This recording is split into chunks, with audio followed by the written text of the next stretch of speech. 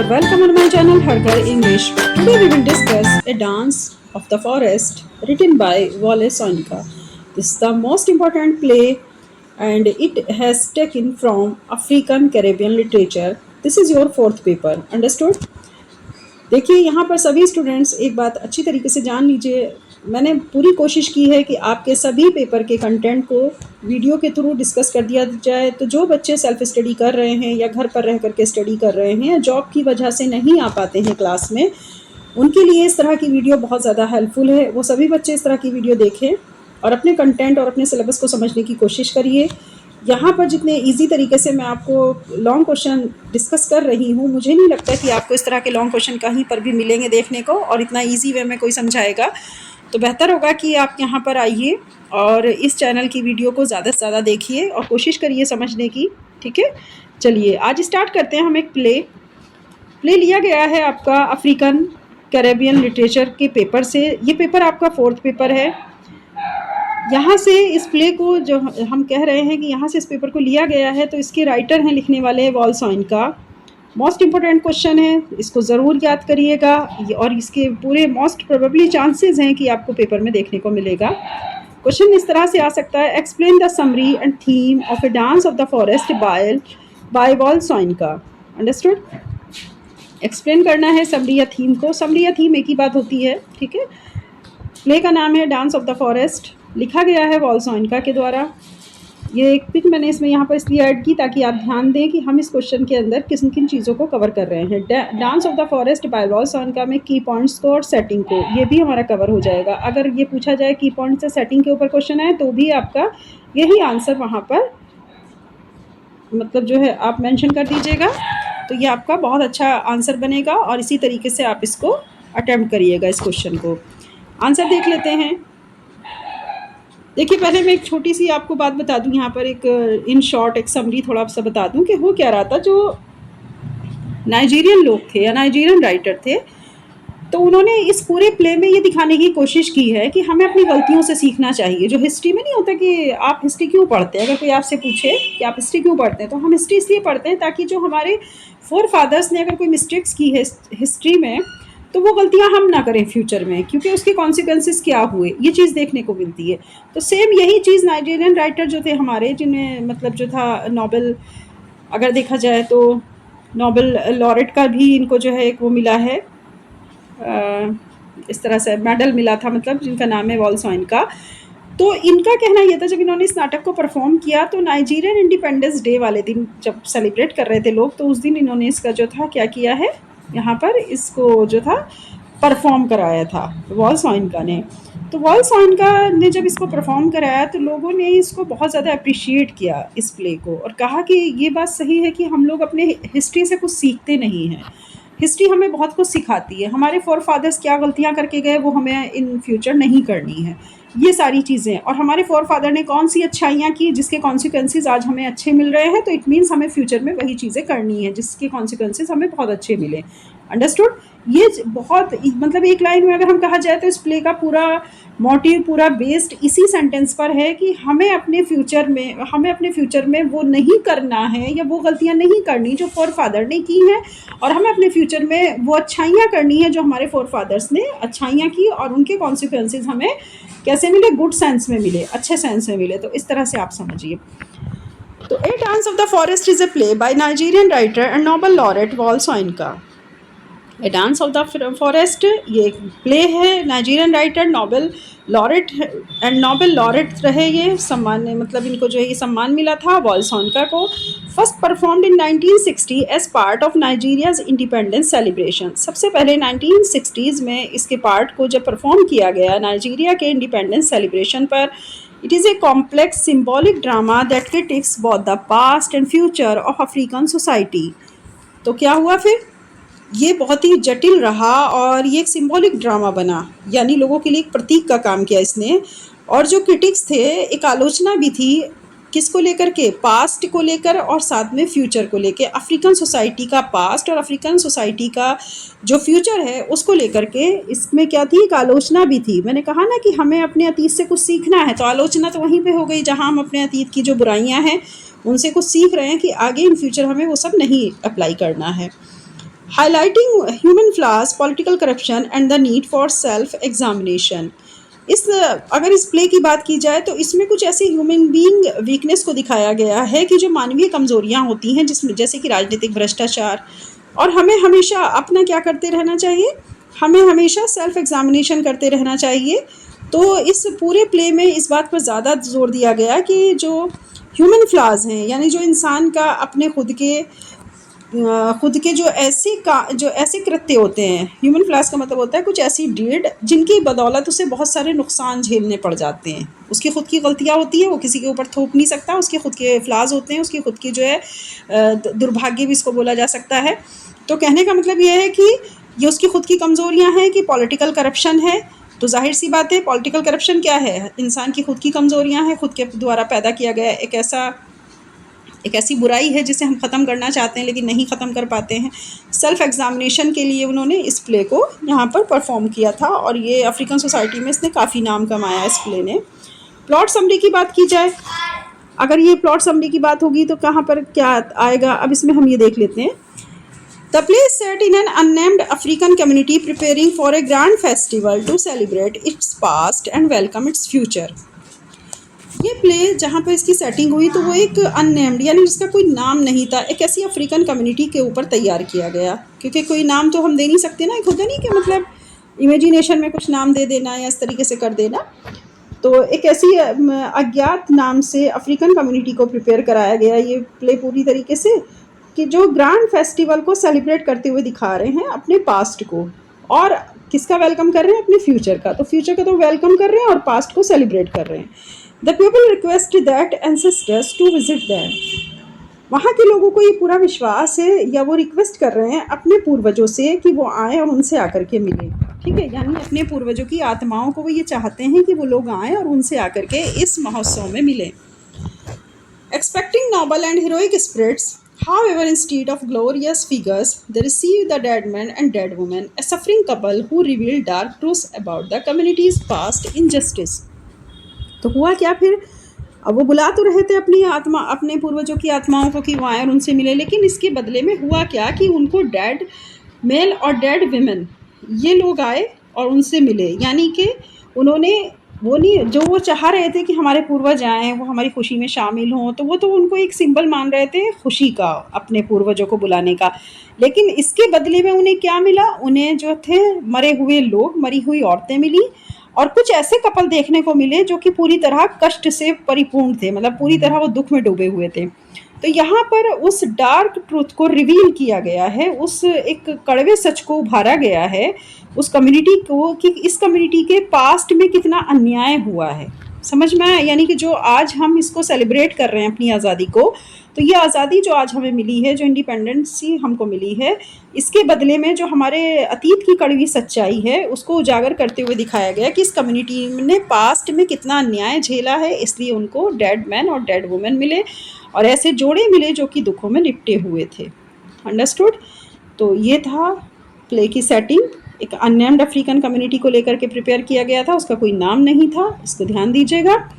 Next, the forest had a mystical figure and other supernatural beings. और एक जंगल का head दिखाया गया है जो कि एकदम ही रहस्यात्मक फिगर है, मतलब जो क्लियर नहीं है कि वो है क्या, लेकिन बस इतना है कि वो उस जंगल का हेड है। और दूसरी तरफ हम देख रहे हैं कि सुपर नेचुरल बींग्स भी हैं, यानी सुपर नेचुरल पावर्स, जिसमें आप कह सकते हैं भूत चुड़ैले इस टाइप के लोग भी हैं, including the mischievous Aroni and the wise but cryptic Eshuoro manipulate events to force the characters to confront their history. इसके अलावा और इस नाटक में अगर हम देखें तो कौन कौन आ रहा है, हम देख रहे हैं नंबर 1 पे कि जो हमारा फॉरेस्ट का हेड है तो वो हमको देखने को मिला। फिर है चालाक, बहुत ज़्यादा चालाक और शातिर एरोनी। दूसरा अगर हम देखें तो बहुत ही ज़्यादा मिस्टिकल यानी रहस्यमय एशोरो है। नेक्स्ट कैरेक्टर इसमें एशोरो है, जो हम देख रहे हैं कि घटनाओं को नियंत्रित करके और जो उनके कैरेक्टर हैं उनके अतीत का सामना करने के लिए वो उन्हें मजबूर करता है कि नहीं नहीं तुम मतलब आज के समय को सेलिब्रेट मत करो, बल्कि हिस्ट्री में जाओ और हिस्ट्री में देखोगे तो बहुत दुख है, बहुत इनजस्टिस है और हम लोगों ने बहुत कुर्बानियाँ दी, तब तुम आज ये सेलिब्रेशन कर पा रहे हो। Central to the play are Demok, a guilt-ridden carver who once killed his apprentice, and Rolla, a former courtesan. These characters, along with others, represent the moral decay of society. ठीक है। दूसरे अगर हम देखें और कौन कौन से कैरेक्टर हैं इसी के अंदर, इसमें नेक्स्ट कैरेक्टर आएगा आपका डेमो के, जो कि क्या है, मूर्तिकार है, जो कि मूर्तियाँ बनाने वाला है। ठीक है, डेमोक है ना, ये central to the play are Demoke. तो प्ले के सेंट्रल में जो एक नेक्स्ट कैरेक्टर है वो है Demoke, a guilt ridden carver who once killed his apprentice, जो कि मूर्तिकार है और इसको ये गिल्ट है कि उसने जो उसका जो जिसने उसको मूर्ति बनाना सिखाई थी उसके हाथों उसी की हत्या हो गई थी। ठीक है, तो डेमोक अपने आप में गिल्ट फील करता है इस बात को लेकर के कि उसने उसी का मर्डर कर दिया जो कि उसका गुरु था या उसका जो है टीचर था जिसने उसको ये स्किल सिखाई थी। एंड रोला, ए फॉर्मर कॉर्टसियन। नेक्स्ट क्या है, रोला नाम की एक लेडी है जो कि दरबारों में नाचती है, या दरबारी नर्तकी जिसको हम हिंदी में कह सकते हैं। तो दरबार में नाचने वाली एक वो है नर्तकी जिसका नाम रोला है। नेक्स्ट कैरेक्टर है, these characters along with others represent the moral DK of society. इस तरह से अगर हम देखें तो ये सारे कैरेक्टर एक साथ मिलकर, इनके साथ भी जो दूसरे कैरेक्टर हैं वो सभी मिलकर के सोसाइटी के उस नैतिकता को नष्ट होते हुए दिखाते हैं कि सोसाइटी के अंदर नैतिकता बिल्कुल एकदम ख़त्म थी, उसको रिप्रेजेंट करते हैं कि किस तरह, देखो ये एक नैतिकता का ख़त्म, ये मॉरल डीके तो कहलाएगा कि डिमॉक ने अपने ही जो मास्टर था उसकी जो थी उसको मतलब मर्डर किया। रोला एक क्या थी, कॉर्टेसियन फॉर्मर थी, यानी कि वो एक नर्तकी है दरबार में नाचने वाली। तो यहाँ पे अगर हम इन कैरेक्टर्स को देखें और दूसरे भी जो कैरेक्टर हैं जैसे कि फॉरेस्ट हेड है, सुपर नेचुरल बींग्स हैं, और हम देख रहे हैं कि मिस्चीवियस एरोनी है जो कि बहुत ही ज़्यादा शरारती और इसको कहा जाए तो थोड़ा सा चालाक टाइप का है, और जो बुद्धिमान है वो क्रिप्टी किशोरो है। और इस तरीके से हम कैरेक्टर्स को देख रहे हैं कि वो अपनी हिस्ट्री के साथ में लगातार संघर्ष कर रहे हैं। तो कहीं ना कहीं नैतिकता सोसाइटी की जो थी वो एकदम ख़त्म थी, और सारे कैरेक्टर्स इसी को रिप्रेजेंट करते हुए दिखाई देते हैं। नेक्स्ट देखते हैं, थ्रू फ्लैशबैक एंड एलेगोरी। अब यहाँ पे बात आ रही है कि अब हम जाहिर सी बात है कि हम फ्लैशबैक की बात कर रहे हैं। ठीक है, through flashback and allegory the play explores themes of operation, betrayal and human weakness, challenging the idealized view of history. फिर स्टॉप, रुक जाते हैं, थोड़ा इसको समझिए। थ्रू फ्लैशबैक्स, अगर हम अतीत की बात करें, हम अपने इतिहास को उठा रहे हैं, उसकी रूपक कथाओं को ले रहे हैं। लगरी कहते हैं रूपक कथाओं को, यानी कुछ ऐसे नाटक दिखाना जिसमें कुछ सच्चाई हो और कुछ जो है इमेजिनेशन हो। तो यहाँ पे ये दोनों चीज़ें जो फ्लैशबैक है और एलेगोरी है, इस प्ले की थीम को एक्सप्लोर करते हुए दिखाया जा रहा है कि किस तरह मानवीय कमज़ोरियाँ और जो उनकी सच्चाइयाँ हैं जो कि सामने नहीं आ पाती हैं, उनको चैलेंज करते हुए दिखाया जा रहा है। आइडियलाइज्ड व्यू ऑफ हिस्ट्री, और जो हमारी हिस्ट्री है अफ्रीकन लोगों का, उनका जो पॉइंट ऑफ व्यू है हिस्ट्री को लेकर के, उसमें उन्हें ये साबित करना कि हमारी हिस्ट्री आइडियोलॉजिकल थी, ये उनके सामने एक बड़ा चैलेंज है। ठीक है, फ्लैशबैक की एलेगोरी को अगर हम देखें तो हमारे प्ले की जो थीम है वो एक्सप्लोर तो कर रही है इस चीज़ को, लेकिन वो ये भी दिखा रही है कि वो कितने क्रूर थे, मानवीय कमज़ोरियाँ बहुत ज़्यादा थी, और उनके सामने अपनी हिस्ट्री के नज़रिए को बहुत अच्छी तरीके से आइडियोलॉजिकल दिखाना एक चैलेंज था। By the end, the characters and by extension the audience are to embrace truth and personal responsibility rather than blindly celebrating traditional। मतलब नैतिकता और इसकी राजनीति की आलोचना की बात की जाए तो ये नाटक पूरी तरीके से असफल रहा इस चीज़ को लेकर के। देखिए, by the end the characters, और अंत तक जाते जाते कैरेक्टर्स के द्वारा, and by extension the audience, जिस तरीके से हम देख रहे हैं इसको एक्सटेंशन फॉर्म में ऑडियंस के सामने दिखाया गया, तो कहीं ना कहीं सच्चाई जो थी वो पर्सनल रेस्पॉन्सिबिलिटी लेने से कतरा रहे थे। ब्लाइंडली सेलिब्रेटिंग ट्रेडिशन, वो बस सिर्फ एक अंधभक्त होकर के, मतलब उसको सेलिब्रेट तो कर रहे थे, लेकिन अपने अतीत में की गए जो उनके फॉर फादर्स हैं, उन्होंने जो गलतियाँ की, उन्होंने जो मतलब शर्मिंदगी वाली गलतियाँ की जिसपे कि वो बहुत ज़्यादा उनको स्वीकार नहीं करना चाह रहे थे। तो इससे क्या हुआ कि उसके बीच में हम ये कह सकते हैं कि नाटक का जो एक माध्यम था ये संदेश देना कि व्यक्तिगत और राष्ट्रीय स्तर पर अगर हम देखें तो हमें ये विश्लेषण करना होगा कि हमारे जो फोर फादर हैं, हमें उनसे सीखने की ज़रूरत है, उनकी कमज़ोरियों से सीखने की ज़रूरत है, और हमें हिस्ट्री को अपनी आइडियोलॉजिकल तो नहीं बना सकते, लेकिन हम अपने फ्यूचर को आइडियोलॉजिकल बना सकते हैं। तो ऑडियंस के सामने किस तरह की थीम को रखना फ्लैशबैक के थ्रू, ये एक बहुत ही मतलब देखा जाए तो कॉम्प्लिकेटेड वर्क था, इसीलिए सोइनका को बहुत ज़्यादा अप्रिसिएशन मिला जिस तरह से उन्होंने इसको परफॉर्म किया। ठीक है, थीम्स की बात कर लेते हैं कि इसकी थीम क्या थी। The corruption of history. तो सबसे पहले बात आती है हिस्ट्री के करप्शन, मतलब हिस्ट्री का करप्शन मीन्स हिस्ट्री में किया गया corruption. The play questions the glorification of the past revealing hidden injustice. नाटक यहाँ पर ये दिखाता है कि जो हिस्ट्री है उसमें कितना ज़्यादा मतलब महामंडित करके दिखाया गया किसी चीज़ को, बहुत बढ़ा चढ़ा करके। इसका मतलब होता है ग्लोरिफिकेशन ऑफ द पास्ट, यानी पास्ट को बहुत अच्छा, बहुत ज़्यादा बढ़ा चढ़ा करके दिखाया गया, जबकि जब उस दिनों जो अन्याय हो रहे थे, जो इनजस्टिस हो रहा था, उसे दिखाने के बजाय बल्कि छुपाया गया है।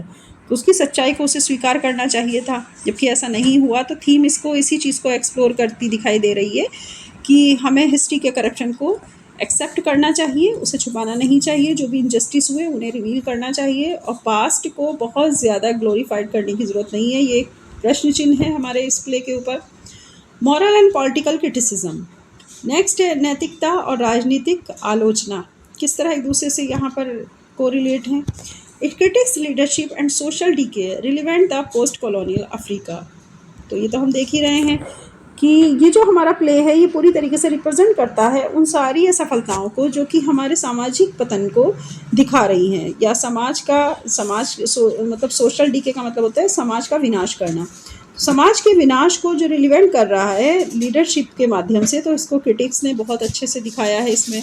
Relevant to post colonial Africa, और कहीं ना कहीं ये विश्वसनीयता पोस्ट कॉलोनियल अफ्रीका में कि हाँ ऐसा हुआ था। तो मॉरल एंड पॉलिटिकल क्रिटिसिज्म में सोशल डीके को आलोचना की गई है पूरी तरीके से, उनके सफलताओं को दिखाया गया है। Spirituality and the supernatural. आध्यात्मिकता और रहस्यात्मक जो फिगर होती हैं, सुपरनेचुरल पावर उनको बोला जाता है, उनको किस तरह से शो ऑफ किया गया है इस नाटक के अंदर। तो यहाँ ये दिखाया गया कि forest spirit symbolises the power of nature and fate in human affairs.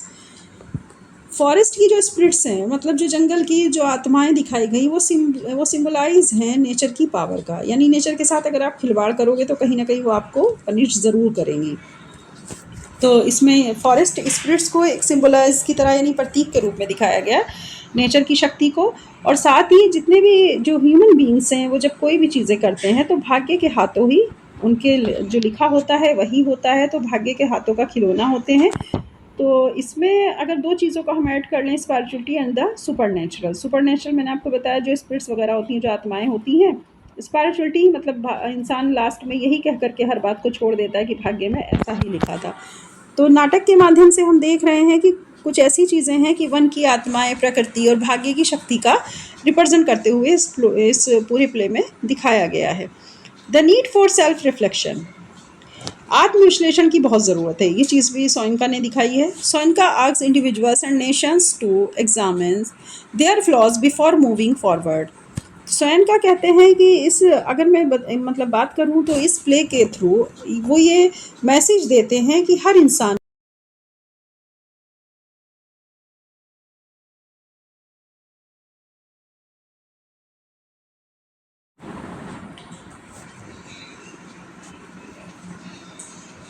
तो सोइनका कहते हैं कि हर इंसान को अपने individually nations to examine their flaws before moving forward. तो उसे आगे बढ़ने के लिए जाहिर सी बात है कोई भी इंसान होगा तो वो ये मैसेज देते हैं कि उसे अपना सुधार करना चाहिए और सेल्फ एग्जामिन करना चाहिए, ताकि भविष्य में फिर ऐसी गलतियाँ ना हो। तो ये बात सोइनका हर इंडिविजुअल पर्सन के लिए बोल रहे हैं कि उनका ऐसा विचार है कि हर व्यक्ति को अपना सेल्फ एग्जामिन करना ही चाहिए।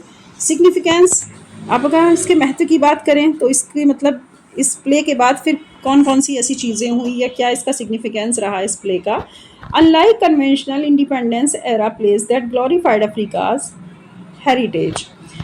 उस समय के अधिकांश नाटक जो अफ्रीकी विरासत का गुणगान करते थे, डांस ऑफ द फॉरेस्ट ने इसके विपरीत समाज की आलोचना की। तो उस समय क्या हो रहा था कि लोग सभी जो थे क्या कर रहे थे, अफ्रीका की विरासत को ग्लोरीफाइड कर रहे थे, बढ़ा चढ़ा के बता रहे थे, और जबकि इसमें क्या किया गया, कहीं ना कहीं आलोचना की गई है।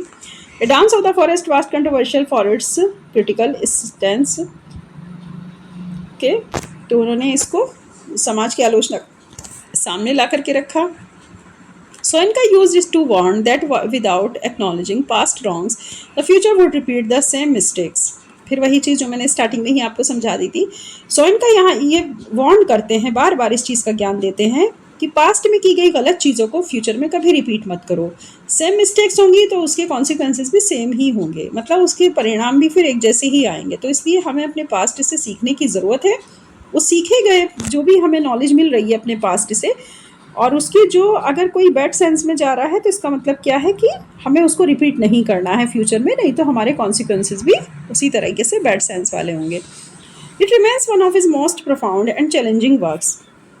सोइनका ये तो बात बताते हैं कि ये एक ऐसा नाटक था जिसमें देखा जाए तो उनके सामने जिस तरह का ये वर्क था तो एक बड़ा ही चैलेंजिंग वर्क था, जिसमें इन्होंने बहुत ज़्यादा मोस्ट इम्पोर्टेंट अगर देखें तो इस चीज़ को उठाया जो कि उस समय कोई उठाने की हिम्मत नहीं कर रहा था इन सब चीज़ों को। भविष्य में मतलब क्या था कि लोग भविष्य की अच्छाइयों को देख रहे थे, लेकिन अपनी जो पास्ट में की गई गलतियां थी उसे स्वीकार नहीं कर रहे थे। सबसे बड़ी गलती यही थी कि वो भविष्य की अपने जो है उनको तो देख रहे थे अच्छाइयों को या खुशी को मनाना, लेकिन जो हमारे पास्ट की गलतियां थी, जो पास्ट के चैलेंजिंग्स थे, उनको सामने लाने की कोशिश वो लोग नहीं कर रहे थे। तो देखा जाए तो ये नाटक अपने आप में एक बहुत ही विचार करने योग्य नाटक है और बहुत ही अच्छा है, इसीलिए इसको बहुत ज़्यादा अप्रिसिएशन भी मिला। कंक्लूजन की बात करें, the conclusion of a dance of the forest reinforces Wole Soyinka central message. ठीक है, वॉलसोइनका का सेंट्रल मैसेज वो आप बहुत अच्छे समझ गए होंगे। डांस ऑफ द फॉरेस्ट के माध्यम से उन्होंने पूरी तरीके से किस चीज़ पर जोर दिया है। Societies must confront their past honestly to build a better future. उन्होंने कहा कि सोसाइटी को हमेशा अपने पास्ट को ईमानदारी से विरोध करना चाहिए या ईमानदारी से उसका सामना करना चाहिए, यानी उसको स्वीकार करना चाहिए ताकि वो एक अच्छे बेहतर फ्यूचर को बना सके।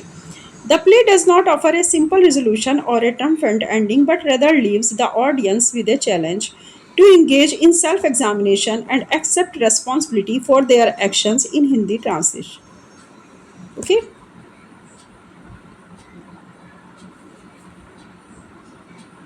Okay. Conclusion की बात कर रहे थे हम, तो conclusion हमारा क्या कह रहा है? A conclusion of a dance of the forest reinforces Wole Soyinka central message. Central message Wole Soyinka का क्या है? A dance of the forest के माध्यम से वो पूरी तरीके से जोर दे करके कह रहे हैं कि society must confront their past honesty to build a better future. Society को हमेशा अपने पास्ट को एक्सेप्ट करना चाहिए, चाहे वो अच्छी हो चाहे बुरी हो, ताकि हम अपने फ्यूचर को एक बेहतर तरीके से बिल्ड कर सकें। The play does not offer a simple resolution or a triumphant ending, but rather leaves the audience with a challenge to engage in self-examine and accept responsibility for their action.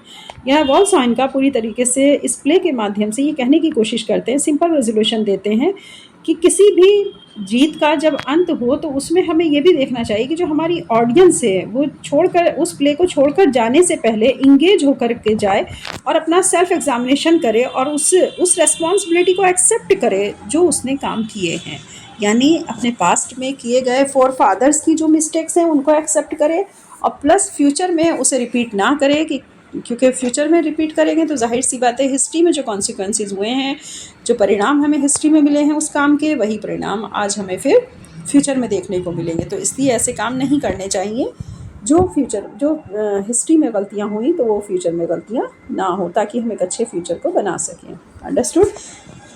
ये था ए dance of the forest.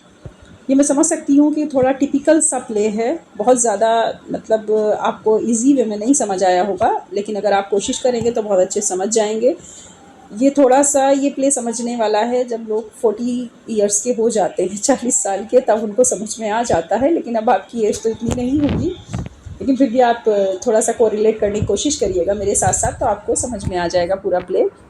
अच्छा है वैसे।